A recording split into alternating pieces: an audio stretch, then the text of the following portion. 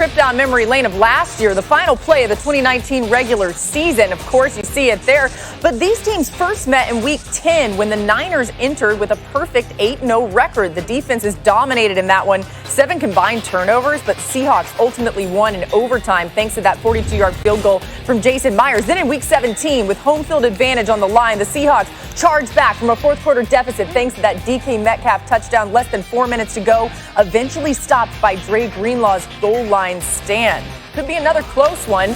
Marcus on the Seahawks. You see it here for this game, while Mina and Ryan have the 49ers. So, Mina, the 49ers without Deebo Samuel, how can they pull this off without him? They've been having to do it all year long, dealing with injuries and still having success. 2 words, Laura. Kyle Shanahan. I mean, the guy is like a contestant on Chopped. You could give him kale, candy corn, and a bag of peanuts, and he would bake you a damn cake.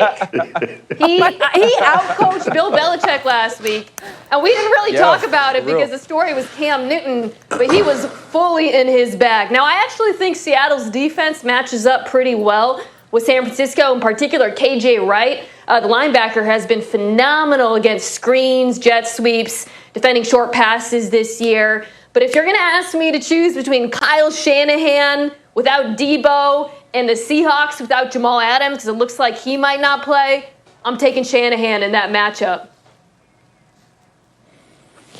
Well, we've officially changed Mina Kimes because I just knew damn well she was about to take the Seattle Seahawks and not leave me out here on the island. But I guess I'll be right again. Thursday night I win Atlanta. I'm going to go Seattle this rip. And it's because I hope so. It's because Russell Wilson threw 3 interceptions, guys, and they only lost by 3 points. Now, you think about that for a second. He will not.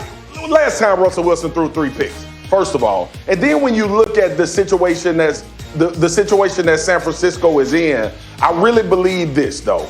If Seattle comes out and they are hitting and clicking early, and they can get a couple scores up on San Francisco, who may have to find some things offensively. And I know Kyle Shanahan has been tremendous, but if you dare Jimmy G to throw the ball down the field, that's when you want to live in that wheelhouse as far as San Francisco beating you. The second thing is, I think the Deebo thing is huge because Deebo creates a lot of mismatches and creates a lot of leverage problems for defenses. And then he runs the football like a running back as well. I'm thinking Seattle's offense is going to be blazing. I'm believing Russell Wilson is not going to have another 3-turnover game and actually have a pissed-off mentality playing in this game because they did drop that game to Arizona. It means more to me to see Seattle play well, thinking about where they want to get. The trade that they just made in order to get Carlos Dunlap. This team cannot afford to lose this game. So to me, it's Seattle playing with their backs against the wall more so than San Francisco. Ooh, Marcus, way to go out on a limb and pick the team that's only lost 1 game to win. Ooh, it's spooky season, Halloween. But you know what, honestly, though,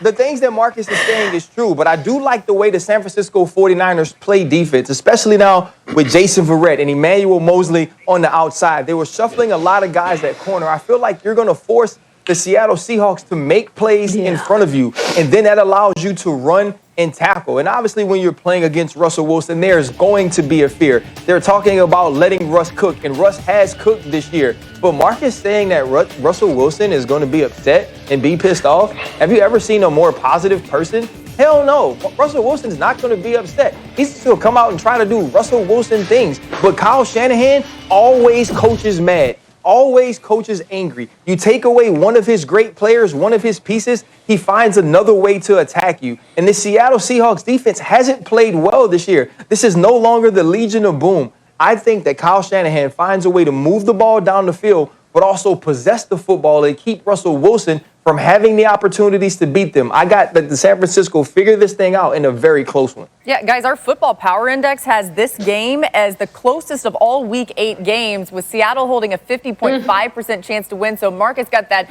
0.5% chance in there for FPI, so they'd be on his side.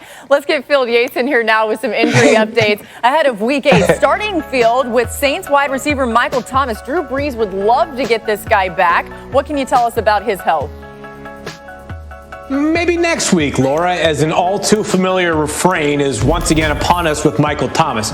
He's out on Sunday against the Bears because of both a hamstring and also an ankle issue. The target date remains week 9, but as we know for the Saints this season with Michael Thomas, it has been an at times confusing situation, but they hope to have their record-setting receiver back next week. Now let's go to Baltimore, that huge matchup between the Ravens and the Steelers. Mark Ingram listed as doubtful to play on Sunday. He hasn't practiced at all this week. It's an ankle injury that was suffered 2 weeks ago. So it may not be major, but I don't expect him to play on Sunday. Plenty of J.K. Dobbins and also Gus Edwards on Sunday for that Ravens offense. And another one that at first looked minor was Aaron Jones. It was a calf injury suffered in practice last Thursday. Well, it cost him last week's game, and it's cost him all of practice this week, and he's out on Sunday for the Green Bay Packers. The good news is Jamal Williams is an ideal complement to have in your backfield. And prepare yourselves for some Ben DiNucci, the 7th-round pick out of James Madison, the first player in Pennsylvania high school football history to throw for 4,000 passing yards in a season. The reason why?